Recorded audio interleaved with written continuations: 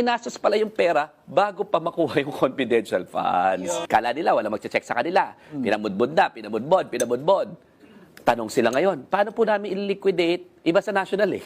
Di ba? Nasanay sila doon sa Davao eh. Paano po namin papaliquidate? Sabi, i-liquidate yun ng maayos. Di ba? Huwag ka na mag-issue ng notice. Di ba sabi ni, nung kanong witness, huwag na raw siya mag-issue ng audit observations bago yung notice of suspension and bago yung notice of disallowance. Matigas yung COA National. Nag-issue ng notice of, ng observation, audit observation.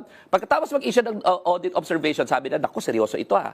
Doon sinumite yung mga dokumento afterwards, which is an afterthought. Ang nakakainis dyan, marami doon sa mga dokumento na iyon shows na ginastos pala yung pera bago pa makuha yung confidential funds. Sumilip ka po, no? In other words, meron doon mga pinabudbud muna yung mga pera, kung ano naman ang kalokohan na mga pinagagawa sa pera ng taong bayan, i-reimburse mo na lang. No? So, hindi mo nga sure kung may release yung pera sa'yo, bakit ka gumagastos? No? Reimbursement ang peg. No? At the same time, kung wala, ibig sabihin, the Office of the Vice President, the Department of Education Secretary, was living beyond her means. Beyond the nation's means. At saka-sakali, umaasa na lang, nabibigyan talaga siya ng confidential funds.